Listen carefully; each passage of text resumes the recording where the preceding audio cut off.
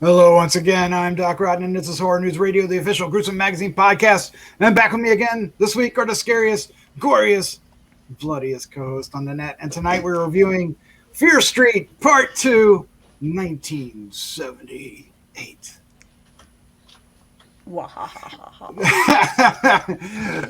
Joining me tonight is, of course, David Dreher, lead news writer for Gruesome Magazine. Dave, how you doing? Hello, how are you doing tonight, Mr. Rotten and esteemed colleagues? Oh, I'm doing very well. Nice. Thank you, sir. Thank you. Good. Also joining this week is award-winning filmmaker Christopher G. Mohr. How you doing, sir? I'm glad to be back at another nightmare at Fear Street. So yeah, doing good. I like that. Mm-hmm. All right. Joining us from the Gruesome Magazine podcast and special guest for tonight is Jeff Mohr. Jeff, how you doing, sir?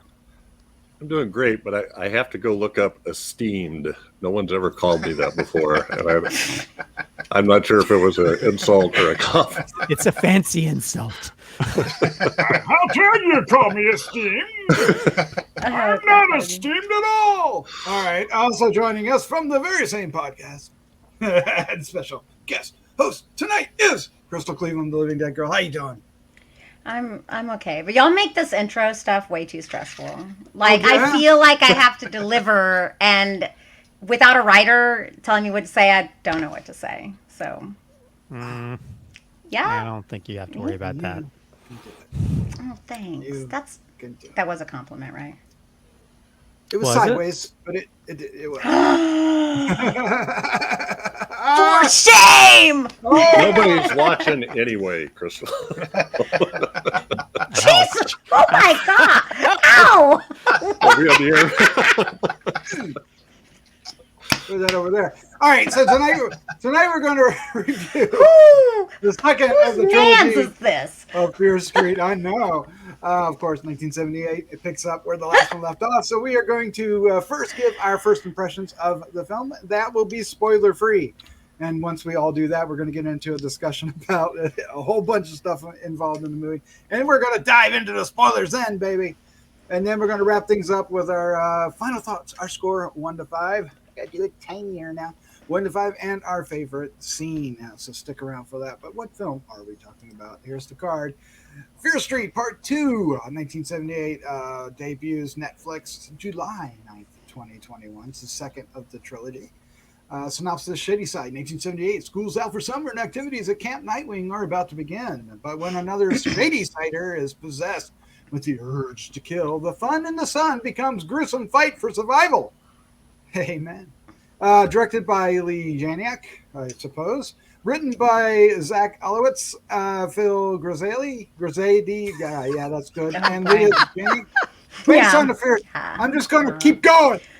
Based on the Fear Street books by R.L. Stein. The cast includes was not limited to. Wait a sec. Oh, God. Julian Jacobs, Matthew Zuck, Kian Matera, Benjamin Flores Jr., Sadie Sink, Brandon Spink, Ted Sutherland, Emily Rudd, McCabe Sly, Ryan Simpkins, Sam Brooks, and Drew Sheed. Yes. That's good. Other than, not capitalizing poor Drew's name. But no, that's style, baby. Yeah. Style. It's a choice for sure. That's what that is. That was a compliment in the lowercase world. He's bigger than needing a capital letter. He transcends punctuation. He does. He's so confident. Exactly. He does not need a capital letter in his name. That's Drew. We love you, Drew. All right. Doesn't care. All right. So our first impression of this film, we're going to start off with the Living Dead Girl because, well, she split up. So, okay, yeah. What is your first impression of Fear Street Part 2, 1978? Oof. Okay. Oof. Okay. Oof. I know. I hate going first because then it's like, at least when someone else goes first, you can be like, I agree with that. Don't agree with that. Yeah. Okay. Good. No. Okay. I'm kidding. Anyway, this this feels completely different from the 1990s episode for me. I totally agree that the 90s felt like Scream. This definitely feels like a full slasher flick. Oh, yeah. Which I really actually kind of enjoyed. I don't necessarily like slashers. I don't particularly like Jason or Michael Myers, the Halloween. I do like Freddy. I love Freddy, but he's Freddy. He's Freddy. But I really enjoyed it for the entertainment side of it. I felt like we learned a lot about the witch's curse, which was interesting. I keep feeling like there's something missing, and what I'm hoping is that in the 1666 episode, everything is going to wrap up and come together. I do like that we discovered why their noses were bleeding. It explained that, which I appreciated, because they had those bloody noses, and when she's near, the blood will flow or something, I think is what it said, which is kind of a big deal, and I think that could come into play maybe too in the next episode. I like that. I think the actors did a great job. It was kind of the way I expected as far as who she was, which sister she was. I thought that's who she was. I liked that we learned more about the sheriff. I mean, I think he's a great character. I don't want to poo on this, because I know everyone else is going to, about some of the sounds, some of the music could be a little much. But I didn't find it nearly as distracting in this one as I did. Let's just say this. I preferred this one to the 90s, and I love the 90s. But I liked the way that this story was delivered. And I liked that we also learned about the Jason character. What was his name? Tom. Ooh, I shouldn't. Maybe not. Give a I don't know. Spoiler. Maybe it's a spoiler, maybe it's not. I'm not sure. Yeah. But I found this one pretty entertaining. There's nothing heavy, nothing. I don't think this whole series has anything really heavy. So it's just a light watch. And it was a lot of access to the head. A lot of access. A lot of access to the head. So yeah, I found it entertaining. I didn't take it very seriously. I just enjoyed it. Very so good. yeah. Mm-hmm. All right, up next is the one and only Dave Dreher. Dave, what was your first impression of Fear Street Part 2, 1978? Well, I didn't get to take part in the first review of the first one. So just real quickly, I found that one to be very enjoyable. This one I found a little tedious. I found it was loaded with a lot of exposition. It seemed long to me. I mean, I still liked it, but I found myself kind of waiting for things to happen a lot. We just spent a lot of time, that one girl just whining around, the little do-gooder girl, the one sister, it was just annoying as hell. I don't know, this one seemed a little uneven compared to the first one for me. Maybe once we get the full trilogy and, we can put them all together, it'll all make a little more sense. But I had a little hard time staying focused on this one. For me, though, the music is what really kind of pulled me in. When I'd find myself fading, they'd play a little snippet of a good song, and I'm like, hey, okay, I'm back. I'm listening now. Nice. So, that kind of brought me back in. But, of course, late 70s is kind of my era, so that makes sense if you think about it, I guess. Yeah, I mean, this really wasn't an homage to too much of anything. It just was kind of them trying to set up this groundwork, what I think the 1666 is going to try to hopefully give us a strong conclusion to. But I was left kind of wondering. This thing ran almost 2 hours, didn't it? Hour 40. Did it? Yeah. Hour 50. It was long, and there was a lot of exposition. If those fucking ladies didn't get out of that cave soon, I was going to be like, all right. Jesus Christ, they wandered around for 3.5 hours down there. So, but I mean, still not bad, though. I was kind of surprised. I keep reading this is Fear Street. R.L. Stine is a great writer. I'm a big fan of R.L. Stine. Mm-hmm. He's very prolific. I mean, this guy pumps out freaking stories like unbelievably.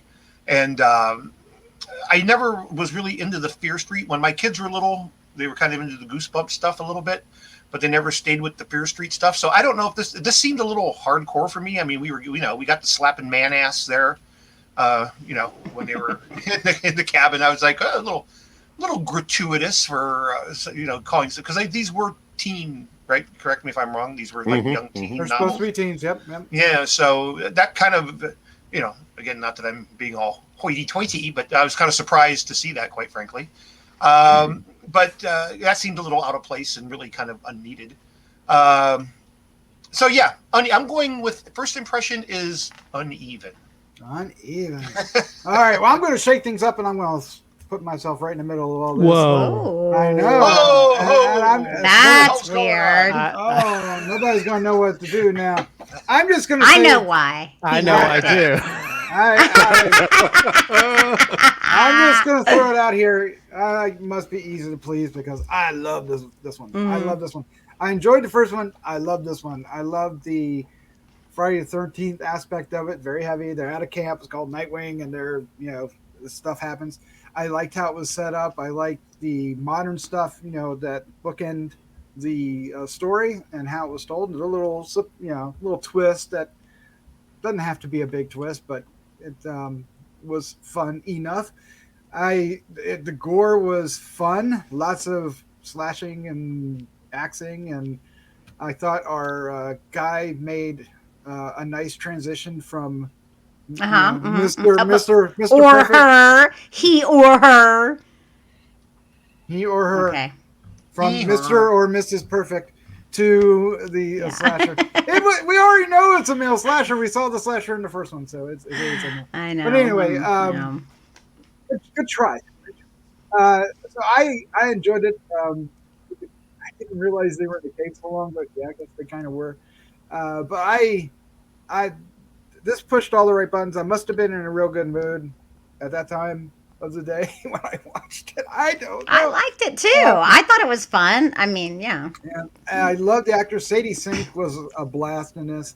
I didn't mind the girl that played her sister. I understood what her sister was trying to do. She's trying to escape, the curse of being, from the town. So it all worked for me. I liked the, it just felt very familiar in a way that I want. I've been missing slashers like this. We used to get slashers like this all the time, and I've kind of missed them. Doesn't mean I want like 100 of them all of a sudden, but this was fun to kind of dance back into, and I love 70s music, and they played all the great, the greats, and I was having a good time with it.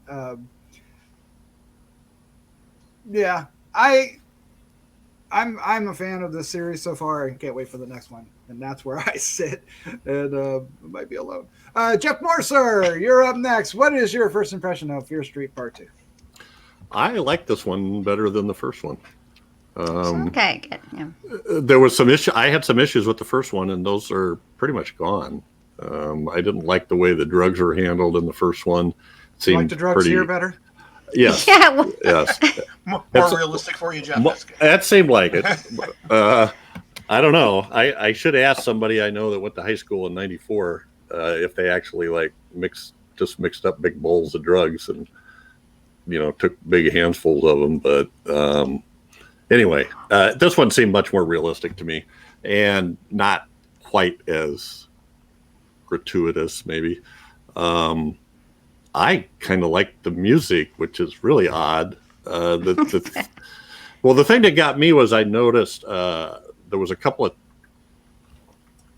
of similar songs that had memorable versions out in the different time periods. So we were talking ahead of time a little bit, but for instance, this one had Sweet Jane from Velvet Underground, and in the last episode we had Sweet Jane from Cowboy Junkies, which is a later version of the song. And then in this one, I think they had two versions of The Man Who Sold the World, the David Bowie one for the current time, and then when they had kind of a flash forward or something, I think when they were showing some of that, they had the Nirvana version. So I kind of like that idea. I kind of like that. Although I'm not a big Neil Diamond or Kansas fan, but that's okay. Velvet Underground is cool. I love the axe guy. I mean, we didn't see a lot of axe biting into the body, but his body language and the sound effects, I thought, really put power to it. You know, he wasn't just lightly hitting them with an axe. I mean, he was throwing his whole body weight behind it. I kind of liked, I don't know, I thought it was okay, and I was fine with the exposition. So different strokes for different folks. And I liked that we got a little more reveal with some of the other ones. So yeah, it is an 80s. So. Dynamite. It was Dynamite. There you go. Oh my God. Bring that one back. Jeez. Wow. All right. Up next is the one and only award-winning filmmaker. Uh-oh. Here we go. Mohr. I wonder why you saved me for last. What is your first impression of Fear Street Part 2? Oh. I think this was the best movie ever made. No, I'm not going to say that. I think this is definitely different from the first, but it's bad like the first. In its own way. Like the first. I think both of these sort of chapters, they're trying to they seem to be playing into different types of films from their different eras, or the type of genre I guess they're going for. You have Scream, the slasher type Scream, in the 90s one, and then this one is definitely pays a lot of homage to Friday 13th, and all it does is remind you how much better the Friday 13th movies are than this. They even like even the score in certain parts. They even have like some of the build-ups music that they just change a little bit, and then you even hear like kind of weird witchy, sounds that are just they're not like but they're similar. And to me, it's like it just felt like, first of all, the score composers who created this, who've made so many great things, they really missed hugely on the score. There's several parts where the music is so busy it kept pulling me out of the movie.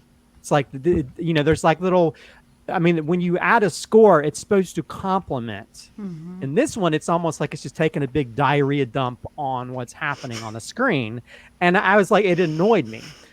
This one, the characters annoyed me a whole lot more. I mean, the first film, the main girl annoyed me. This one, every character is an asshole. This should be called Asshole Street, because Asshole Street? Every character is an. It's like I wish the witch would just kill them all, because I mean they're just all annoying. They're jerkish. It's like this is why I miss those slashers from that era in like the 80s and the 70s where you cared about the characters. There's just everybody's an asshole character, and usually they just you save that for like a few of the jerk characters that are in your setting or whatever. So this movie just annoyed me to no end. I mean, there are some good moments, I guess I do agree with what Jeff was talking about. I do like the swagger of the killer guy. I think he makes a really good killer. But a lot of these characters just annoyed the hell. Even the sort of like the goody two shoes girl was so goody two shoes, she was just annoying. So there was really nobody I really cared about. I like Dave. I found it to be very tedious. It felt like it was just copying a lot of things that have been made before, I think how some of the story played out was kind of interesting. At least when they sort of filled in some of the puzzle pieces as to the witch and all the different things, and that's going to play into the next episode. But, and it was directed by a woman, so I think that's why you have more gratuitous guy butts than you have. Maybe you have like a brief female boob shot, but there's like two guy butt shots when they're having sex, and I was like, there was. Yeah, and I think if this had been made in the 70s, it would just be a bunch of topless women. You probably wouldn't even see a guy butt. So I do applaud them for that sort of changing the gender dynamics when it comes to showing nudity. But it did have those type of characters you normally see in those type of films, like the hippie girl and the jock guy. But again, all these characters are assholes, and I didn't care about anybody. You know, I mean, I think once we got to know a little bit about the characters, especially the cave scene, and you get to see the underlying things behind the characters, that once it becomes a little bit more interesting. But overall, and yeah, the music, it's not as bad as what they did in the 80s thing where they just every like 10 seconds they would play a different song. This one just feels like some little 5-year-old kid hitting an 8-track player going to different songs every so often, and then like, oh, let's go back to that song again because we didn't hear it the first time. Let's play it 2 or 3 times because we paid money for this song, so let's utilize it to the best of our ability. So anyway, I didn't like it as much as the rest of you guys. You didn't at all. Oh my god. Oh, what are we gonna do about that? Oh my! I just realized that the director was the same one that did Honeymoon, and I love that film, but I don't see any remnants of that in here. Honeymoon is very atmospheric, and this is anyway. This is straight up slasher. Yeah, that's straight up. So let's talk about the killer for a little bit because we get basically the one killer here up until a certain part of the movie, and then we start expanding just a little bit to could have happened a little earlier if you ask me. But I liked, there was one aspect I liked about him is that we see him become the killer, and then we see him become the masked killer. Oh, I really and I really liked how that evolution of the character came along, and then in perfect, 70s and 80s slasher, he's very difficult to kill. Yes. I will say that I wasn't even paying attention enough to to understand what was happening. But when when we finally figured out that person was the mass killer from the first one, I was like, oh, okay. I like that. I like that aspect of it. So I do agree that I think that's a great moment where we're basically the clever. It's almost like the prequel aspect of what a killer we've seen in a previous film. And I thought Sadie Sink did a great job. I thought she was, she had that attitude to her. She was a bit snarky, and she's the weird girl from, described as the weird girl from, right? And I thought that worked out really well. And I loved the Carrie moment, that they were going to do Carrie, and they bonded. But he did something so much worse to me. He did, but that was. I was like, wait. You're holding her back from doing this, and yet you're doing something far worse. But I think that was the point. He wasn't holding her back. He was like, no, I've got a better idea, is what he said. Where did they? Were those things in the lab? Where did she get all the bugs and the spiders? Was that from? Yeah, from the lab. Yeah, the science. Okay. When I first saw, I was like, wow, that's a lot of.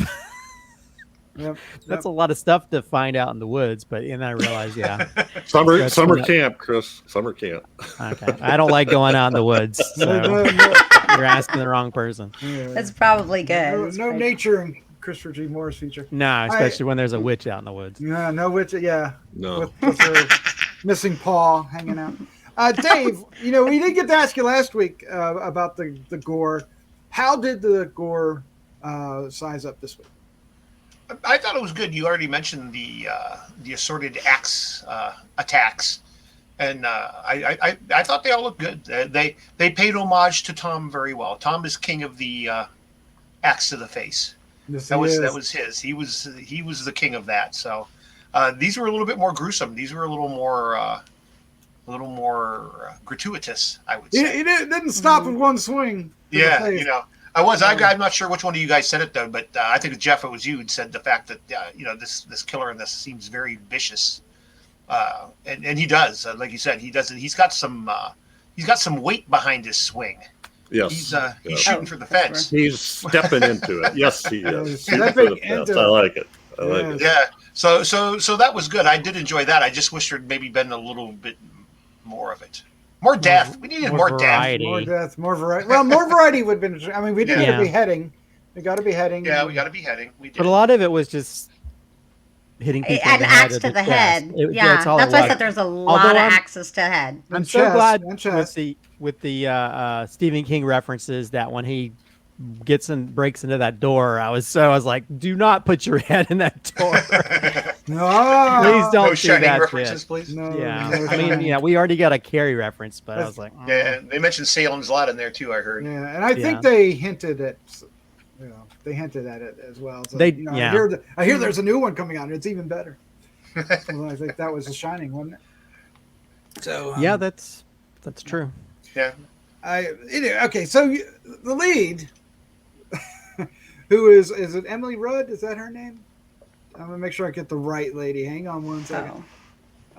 Yeah, Emily Rudd, Cindy, who is the C. Is she related to Paul Rudd? Well, that's what I'm getting ready to look that up. But I liked her. I thought that I did too. I thought her motivation made sense.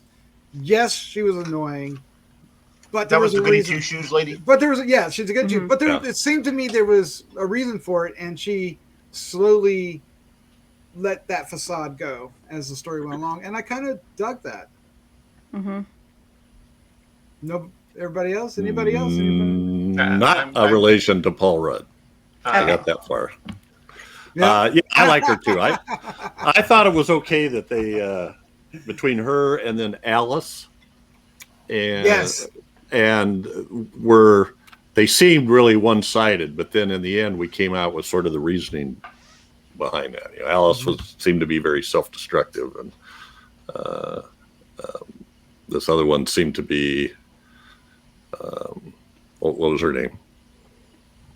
Cindy Berman seemed to be more, that just unrealistically good, and I thought that they explained that well. I thought that was the backstory that came out of that was interesting, how they reacted differently to roughly similar situations in a way. Mm-hmm.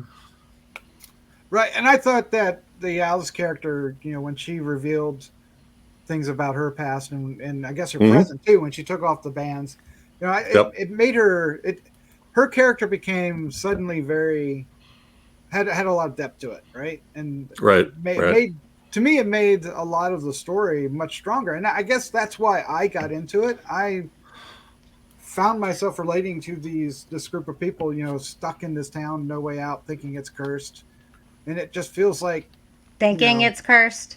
Well, in this case, it really is cursed. But like all the Fear Street books are based on this town. Are they? Yeah, I think they're all in Shady. Are they all based on the Sarah Fear, the witch thing? No, but they're all based in I think all of them are based in that town. So it's like instead of characters, he used the location. So it's like Stephen King with Castle Rock. It's his whole except there's two. There's two, right? Shadyside and Sunny. It's the opposite. It's like the opposite. That's where yeah. There's the rival town. Yeah. The blue and the red. I don't know. I liked our future police officer guy. Trying to be the goody guy. Me too. The stand up. I don't know. I think it explains why he was so receptive to her when it happened. Mm-hmm. You know how he's like, I'm here for you. I think he probably regretted all those years, not supporting whatever Sadie's character was. Mm-hmm. Ziggy, and then with this, Ziggy for now. Yeah, Ziggy. And then with this coming back up, I feel like he was, I feel like he's always wondered if it was real, maybe. Well, the younger version that we get in this one is probably one of the few characters that I actually cared about because he wasn't a total asshole like the rest of them. And he wasn't. I just, I think the burgeoning relationship between him and Ziggy, I think that's when I got more invested in what was happening. Same thing within the caves, between the girls and stuff. Because you take that veil of these characters that they're playing and you get to see the people that are behind that. And that was more interesting to me. That's when I got interested in what, instead of just that one girl going, let's take all the drugs. Let's have all the sex. Let's read this witch book. No more pain. Yeah. Or let's take all the Tylenol. I don't know. I wish there'd been more of that in the beginning instead of these just being like turned to volume 10 of like these characters. Although I will say music wise, I was a big fan of Captain and Tennille back in the day, so You Love Will like Keep Us that? Together. That's probably one of the few songs I kind of liked. But at the same time, when it comes to incorporating music into a project, when you look at things like by James Gunn or you look at like Edgar Wright, there's a reasoning behind why you put songs in there, and it usually connects in some way, and it works. And this one, it just felt like like the film had been finished and that someone was playing something on their tape deck at the same time. It didn't feel as connected, and that's always been my problem with this first movie and this one. It doesn't feel as connected. It just feels kind of thrown on there, and it's a disservice. Yeah, so I felt the connection. Did you? So no, I'm being serious. He's so like, so, no. I mean, that's that's I mean, interesting. like Yeah. Cherry Bomb, especially. Was it not Lady Jane? Is it Lady Jane? Sweet Jane. Sweet Jane. Yeah, I don't know why I was calling Lady Jane, but Sweet Jane, of course, is a reference to something. And then What is it? oh, let's talk about it later. If you have to ask, you don't need to Yeah, know. you should know. But Like, ding, you see the light go off already. hmm. Anyway, I don't know. Maybe it's because I love the music and I felt that the music was accenting the characters, and having the tape player and putting the tape player against the mic so everybody could hear the song, and then using that song again later to distract the killer. I just, to me, it all worked. Well, I'm happy for you. You are. I'm happy that you were enchanted by the witch's tunes. I was. So I guess I'm having. I don't know why the music isn't working, because Dave. Well, Dave, Jeff did. Who else? It neither worked nor didn't work for me. I mean, when it came on, I enjoyed it, but it didn't distract from it. But at the same time, I wasn't like, oh yes, major music erection because this song's playing. I mean, Well, I'm not saying that. It was okay. I thought at times the music fit the situation, and at times it didn't. But I enjoyed the songs when they came on. Has a major music erection.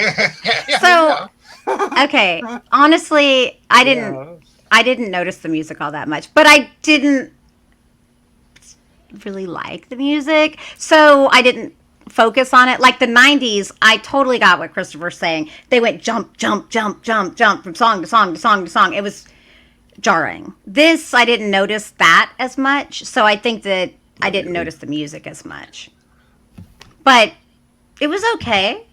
Yeah. So, Crystal, you lit a fire. So I looked this up, and I made a comment last week about how, and I was going to support what Dave said about how these Fear Street books seemed pretty hardcore.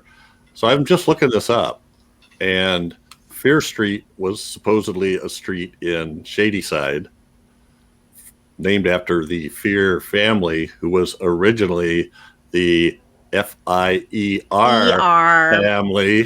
Mm-hmm. That changed their name after they started a FIRE. And then it goes all the way back to somebody burned at the stake. So yeah, this is like the foundation for the entire Fear Street series. And I didn't get it at all. And they are, for the most part, more gruesome and very gruesome and bloody compared to Goosebumps. So. That's what I was saying. It's like that's what I said last time. They do have murders in it. It's because it's for the older children. Although I do young find adults. it funny that you have like a witch's hanging tree, and now it's in the middle of the mall. Yes. Wasn't that awesome? I was like, oh. And it still Yeah. has the red moss on it. Right? Yes. With all the people that end up dying in this town, and you're gonna have a tree that people were hung from is the centerpiece of your 90s mall. Something's really fucked up about that. Gives a whole new meaning to hanging out at the mall, doesn't it? Been hanging around Doc too much. Oh boy. Give that Oh, man a boy. star. No. All right, well, let's go ahead and wrap this up. Let's give our final thoughts, our score 1 to 5, and our favorite scene. But before we do, you're hanging out and listening to this review, we want to thank you. We hope you're enjoying not only this review, but many others that we have on the site. And if you would like to help us out, it's really easy and free to do. Hit the subscribe button down below or share with a friend. It's awesome. And we'll free. And we'll play some 70s music while you do it. Oh, we don't want to turn people off. Maybe. It depends. Okay. Or turn people on. Well, leave us some comments down below. Oh, yeah, okay. What's your favorite 70s song down below? That okay. Alice Cooper probably for a lot of people. Oh. Right there. I don't know. I don't know what he's saying. Sorry, I don't know You much know from what the Alice Cooper 70s. saying? I said, turn her off. Turn her off. And I've met him, and I love him, and he's so nice. And I feel really bad right now. Great. 18. Disco Duck. Disco Duck. What is Disco Duck? Disco Duck. You never heard of Disco Duck? I have the record. No. On it. Is it bad? Is it really popular? It's really popular, and it's really bad. That was that DJ guy did that, didn't he? What the hell was his name? Yes. He was a radio disc jockey. Yeah, it was basically a disco song with a guy talking like Donald Duck. Disco Duck.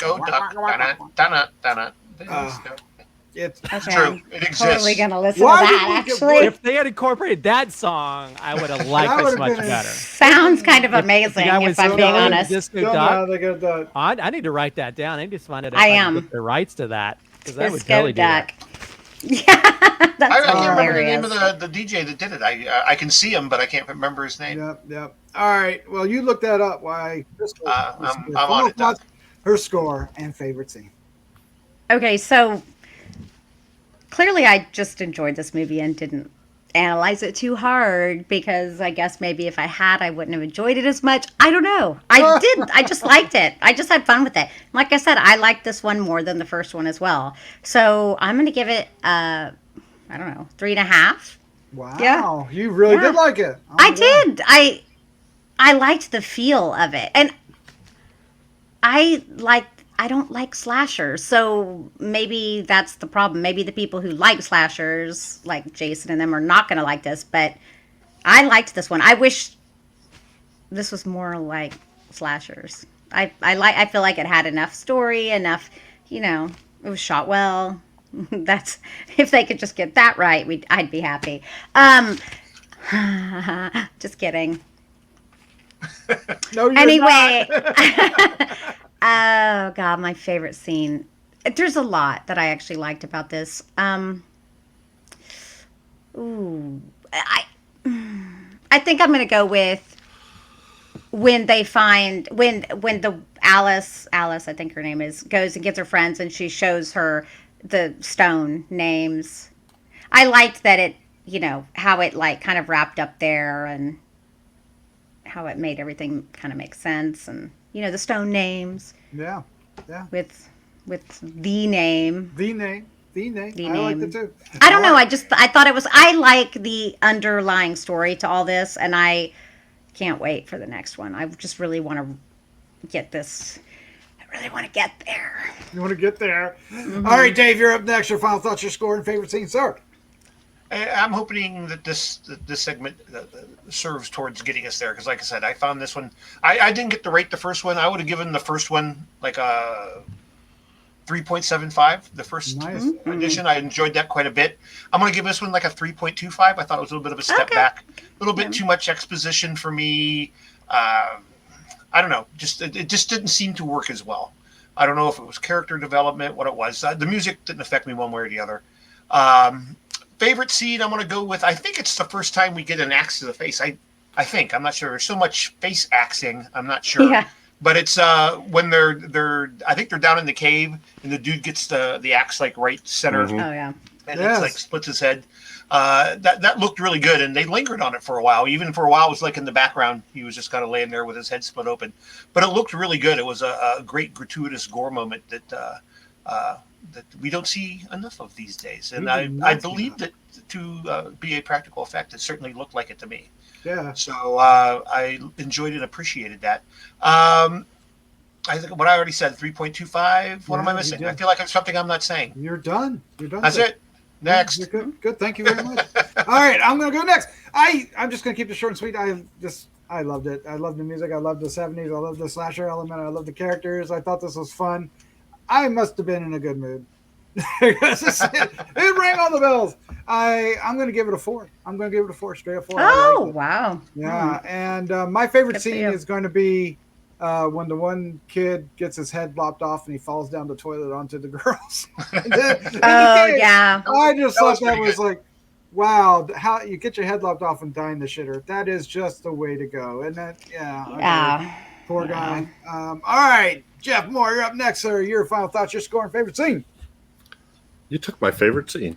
Oh, no way. Yes. Well, then I will. I like this. Now, I'm kind of getting where people are coming from in the exposition, because I remembered a couple of parts that bothered me. For instance, when the two sisters are towards the end are sitting on the floor in the mess hall, and they're having these heart-to-heart, sweet moments, and I'm like literally screaming, "Get the hell out of there! What the hell are you doing?" And then seems like there's maybe one too many little expositions between Alice and Cindy, because I remember thinking at one point it was like, come on, you're supposed to be rushing to save somebody, and you're sitting here talking trapped in this cave. But for the most part, I did enjoy it, and I'm going to go 3.75. I knew it. That's higher than I thought you'd say. And Doc took my favorite scene. Well, I could say it's drugs are peaceful, not violent. It's not marijuana. I got that slightly off, but anyway. No, I'm not taking that. I think that's funny. Change his mind. You know what? I'm going to take when the nice girl beheads the guy with the shovel. There you go. Mm-hmm. That was some. Now I'm getting emotional. Very good. All right, Christopher G. Mohr, you're up next. Last but not least. His face. Oh shit. Oof. This film pays homage to the Friday 13th slasher films, but that homage is almost like the scent of the Christmas tree that hangs from your rearview mirror, that it's you can still smell the scent of it, but it's not what it used to be. And this is what this is trying to be, but it doesn't work. All it does is make you realize, the Jason franchise, any of those films are much better than this one individual film. And all of the characters are annoying. There's definitely lots of a lot of long talks about like things that, when it comes to scripts, you need to do a better job of conveying that without having these long conversations about it to bring that about. Sure, there's some great moments here and there, but overall, it's a little bit of a mess of a movie. It's splattered as much as the blood in this film.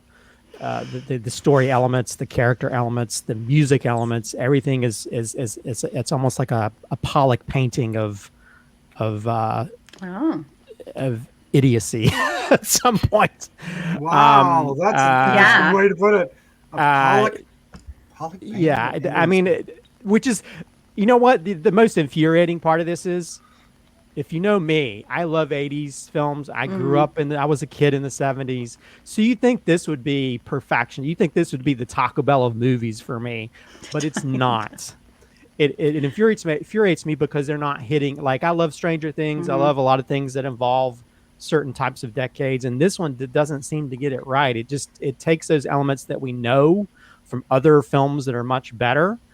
And it doesn't seem to be able to portray that in the right way, where you actually care for the characters or you care about the story.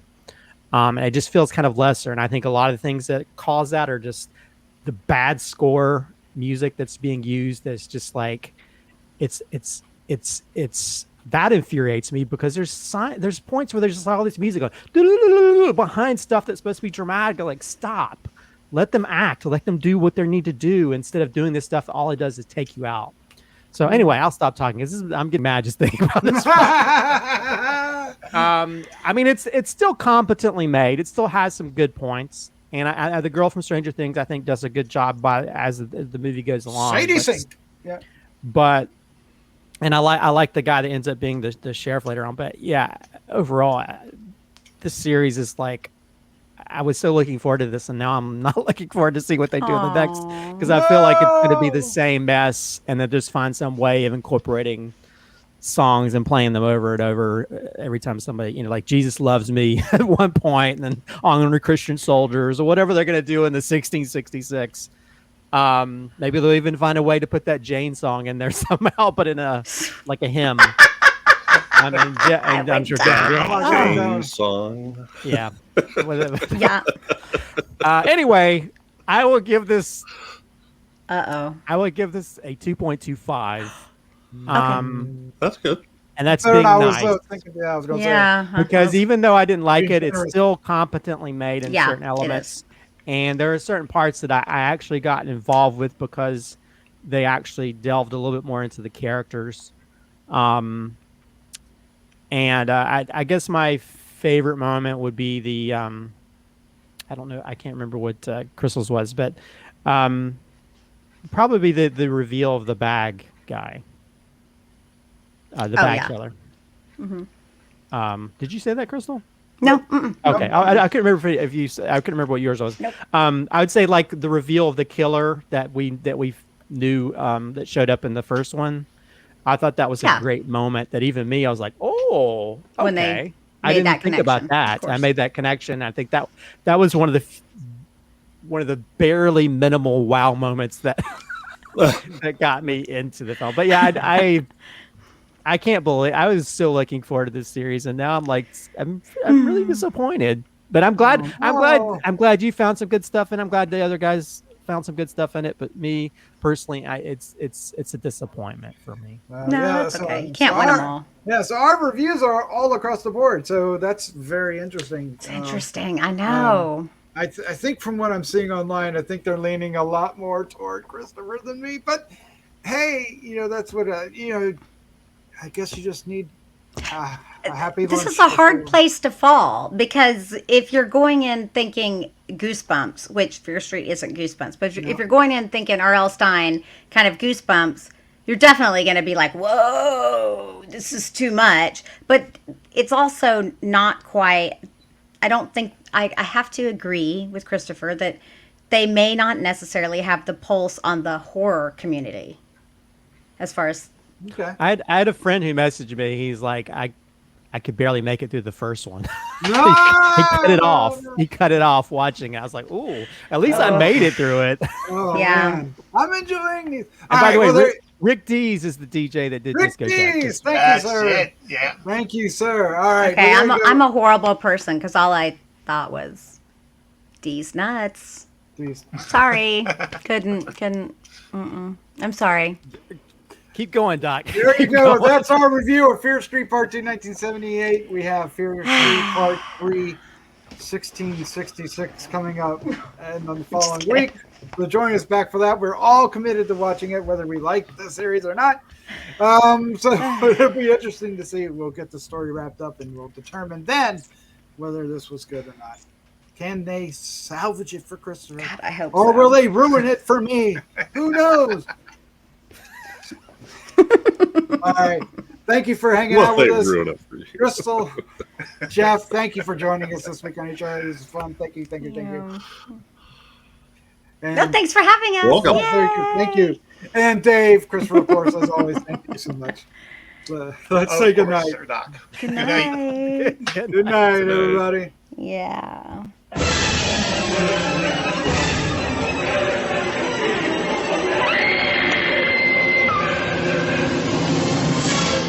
Gruesome Magazine.